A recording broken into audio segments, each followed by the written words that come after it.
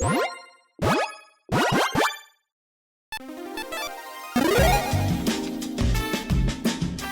and welcome to the Commander's Quarters. I'm your host, Mitch. Glad to have you here. Here at the Commander's Quarters, we're all about Commander on a budget. Today we have an episode of Commander's 2 Cents. On episodes like these, I give you my own personal take on topics about the format in general and current news.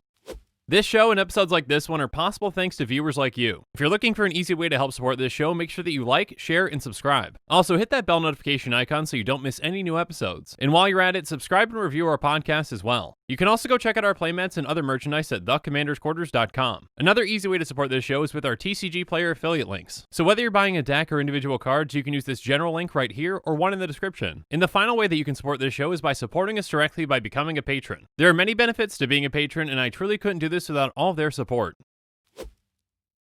On a recent episode, we tackled the most popular new commanders of 2019. There's a lot of new and exciting things that we got from 2019, but for every good thing, there's probably going to be a bad thing too. We got a ton of new commanders over the past year, and unfortunately, they all can't be winners. So today we're going to go over my picks for the worst commanders of 2019. Now this list is 100% based off of my own opinion, so keep that in mind. I'm choosing these commanders for multiple reasons, and we'll discuss the exact reasons once we get into those specific commanders. And yes, I do realize that not every legendary creature is made for commander. Some of these cards might be made for or good for other formats, so keep that in mind. But when I'm evaluating these, I'm doing it purely based on them being a commander. And before we get into my top 10, let's go through some dishonorable mentions that didn't make the cut. My dishonorable mentions come from some of the uncommons from Throne of Eldraine. These are Sir Alan, Sir Eleonora, and Sir Farron. Now, uncommon commanders can be very hit or miss. We were very spoiled in Dominaria and got a ton of effective ones, but these three are especially lackluster. Just by taking a quick look at these, it can be very obvious as to why none of them are very effective commanders. Alan only has 6 decks, Eleonora has 16, and Farron only has 22. And Sir Conrad, who is in the same cycle, is an extremely effective commander. There's just a huge gap between them and a big miss on this cycle in my opinion. But now let's move on from the dishonorable mentions to our actual list. So let's start things off with number 10. Coming in as my 10th worst commander of 2019 is Tomik. Tomik Distinguished Advocate is a 2/3 flying human advisor that costs white. It has lands on the battlefield, and land cards and graveyards can't be the targets of spells or abilities your opponents control. And also, your opponents can't play land cards from graveyards. Currently, Tomik is only seeing play in 17 decks, and for good reason. It's an extremely lackluster commander that really doesn't do much of anything except against very specific decks. If for whatever reason your meta is completely built around people playing lands from graveyards, congratulations, this is the commander for you. But if not, you probably should look elsewhere for a commander. When you're building a mono-white deck, you're already starting off at a disadvantage. White is considered by many to be the weakest color in commander by far. And because this commander essentially does nothing against most decks, you're pretty much digging your grave before you even start. Even after all this, you still want to build a deck around Tomik though, I recommend going full Hate Bear. So in that deck, I would recommend running as many Hate Bears as possible like Aven Mindcensor, Spirit Labyrinth, and Vrinwing Mare. The more cards that you have that can throw a wrench into your opponent's plans, the more you can slow them down and grind out the game. Effective mono-white commanders are few and far between, and in my opinion, Tomik just continues that trend of lackluster mono-white commanders.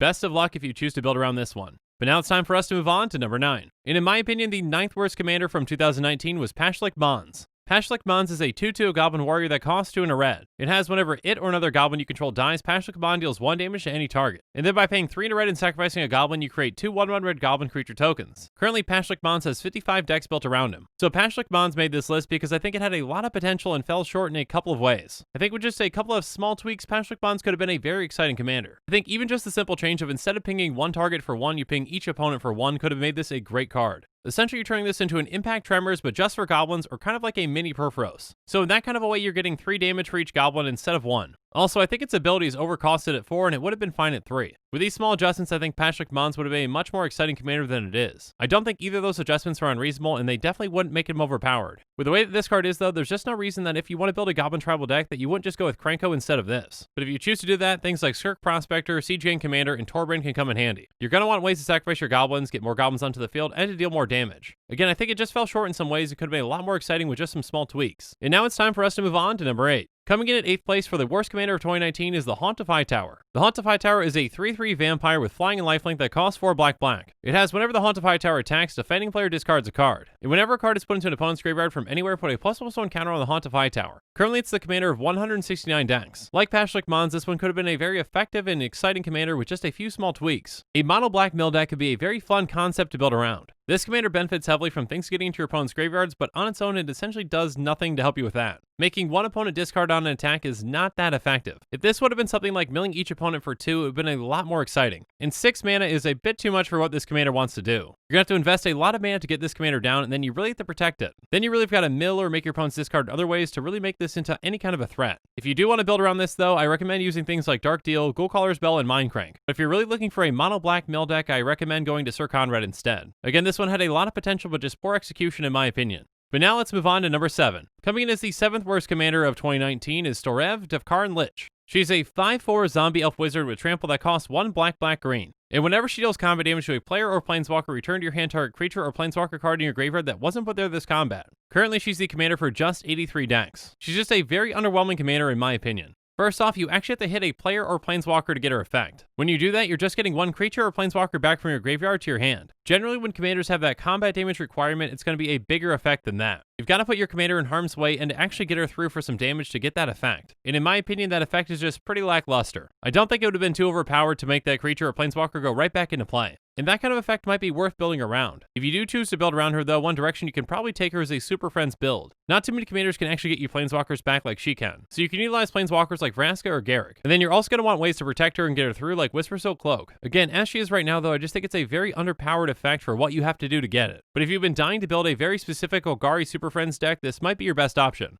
And now it's time for us to move on to number 6. And the 6th worst commander of 2019 is Savine the Chronoclasm. Savine is a 2/2 human wizard that costs 2 blue-red-white. He has prevent all damage that would be dealt to him, and whenever you cast your first instant or sorcery spell from your graveyard each turn, copy that spell. You may choose new targets for the copy. So Savine was actually the head of one of the pre-con decks. But in my opinion, Savine is definitely not as interesting or as exciting as the others. Savine is even outshined by one of the other legendary creatures in his deck with Elsha. Actually taking Savine out of the commander slot and putting Elsha there is going to make that deck more effective. But getting into the card itself, I really don't know what they were going for. Doubling up a spell from your graveyard is a cool effect, but preventing all damage that we dealt to Savine just seems kind of stapled on and pretty random. I'm not sure at all what they were thinking with that. Instead of that, they could have had something like, at the beginning of your upkeep, target instant or sorcery in your graveyard gains flashback. In my opinion, something like that would have opened up this deck to a lot more exciting possibilities, and it really would just have made a lot more sense than what it has now. But as it is, if you want to build around this commander, use things like Chemister's Insight, Increasing Vengeance, and Talrand. Spells with Jumpstart and Flashback can come in huge for the deck, and Talrand can create you tokens that can help you win. Again, I think there was a lot of potential with this one, and for whatever reason, they went in a different direction. But for now, let's move on to number 5. And the 5th worst commander of 2019 is Linden the Steadfast Queen. Linden is a 3/3 human noble with vigilance that costs white.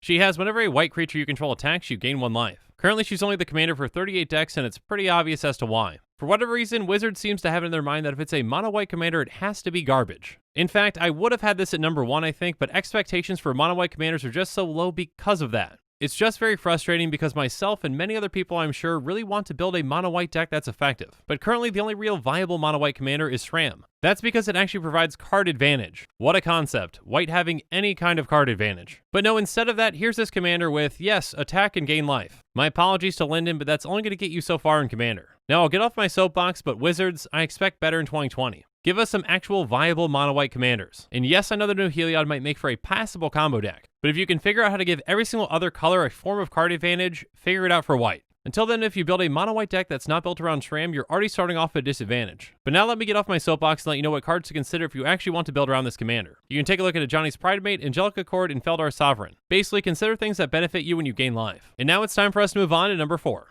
Coming in as the 4th worst commander of 2019 is Rien, Angel of Rebirth. It's a 5/4 flying angel that costs 2 red-green-white. It has other multicolored creatures you control get +1/+0, and whenever another multicolored creature you control dies, return to its owner's hand at the beginning of the next end step. Currently, Rien is the commander of 159 decks. This is another commander that I think had a ton of potential and just missed. I think a multicolored creature matters deck is a very cool concept. The Anthem's a bit underwhelming, but I really want to focus on that other effect. Bringing your multicolored creatures back to your hand when they die at the end step is nice, but not that effective. Because it's the end step, it's preventing you from casting it again that turn. So you really can't abuse any ETBs or sacrifice effects. You have to wait till it's your turn again to recast that creature. Again, just a small tweak with this one could have made it very interesting, and I don't think it would have been overpowered. In my opinion, this wouldn't really be a busted card if they took out that part about the end step. So instead of waiting till the end step, you get that creature back in your hand right when it dies. This is a powerful effect, but again, you're limited on what creatures you can actually choose for this deck since they have to be multicolored. As Rien is right now, though, it's pretty underwhelming. If you do want to build around this commander, though, consider things like Qasali Pridemage, Dauntless Escort, and Knight of New Alara. But now it's time for us to move on to number 3. Coming in as my 3rd worst commander of 2019 is Kaalia Zenith Seeker. She's a 3/3 human cleric with flying and vigilance that costs red-white-black. When she enters the battlefield, you look at the top 6 cards of your library, you reveal an angel card, a demon card, and/or a dragon card from among them and put them into your hand, put the rest on the bottom of your library in a random order.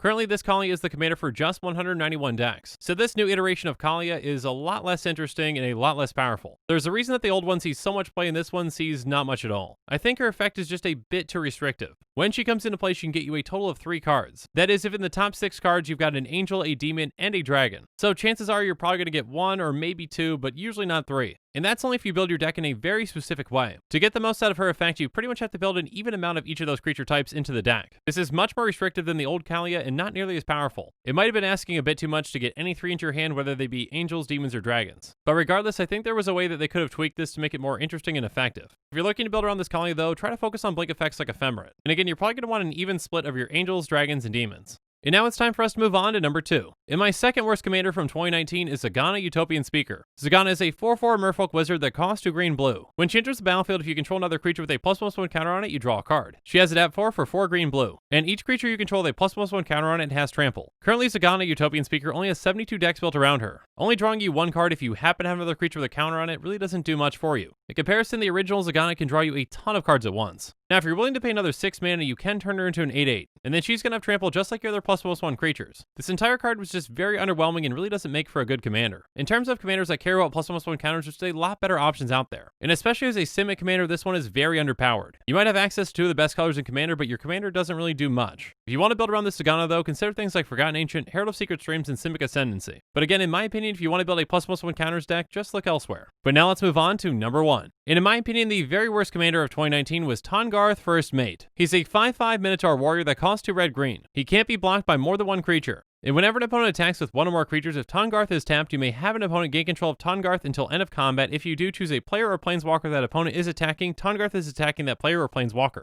Currently, Tahngarth is just the commander of 74 decks. This one just had a ton of potential and fell very short in my opinion. The old Weatherlight crew got some new takes, and this one I think deserves another new take. In my opinion, the new and exciting concept is there, but the execution very much isn't. One thing in my opinion very much stands out as to why this was a huge miss. If your opponent has a sacrifice outlet in play, your commander doesn't work. This is essentially an assault suit commander, but without that very important text. There are a ton of decks out there that run sacrifice outlets or other ways to sacrifice creatures. It seems like a big oversight that wasn't included. It definitely wouldn't make this combat-based commander anywhere near too powerful. And just one more small adjustment could have made this commander a lot more exciting, giving some kind of a benefit whenever it hits too. Something like whenever Tahngarth deals damage to an opponent, exile the top card of your library, and until your next end step, you can cast that card. So other than just dealing damage, it gives you an incentive to give your commander to other players. Again, I think the concept for this commander is really cool. An assault suit style commander is very unique, and I think would have been really cool if there were some small adjustments to this one. Because of this commander's potential and the lack of execution, it has earned the title of the worst commander of 2019. But now it's my turn to hear from you. So in the comments below, let me know what your thoughts on my list are. And what's your pick for worst commander of 2019? And make sure you're following us on social media for more updates and sneak peeks on future episodes. Again, a huge thank you to my patrons who help make this show possible. I truly couldn't do any of this without your support. If you want to support this channel directly, consider becoming a patron. There are many benefits to being a patron, including being able to vote on future commanders for deck techs. There are even tiers where you get your own personalized deck tech dedicated to you. You can check out all the Patreon tiers and rewards at patreon.com/commandersquarters. If you haven't already, make sure that you like and subscribe to the channel. Here at the Commander's Quarters, we're all about budget commander. So while you're at it, go ahead and check out some of our other types of episodes. And with that, I'm out of here. Thanks again and have a good one.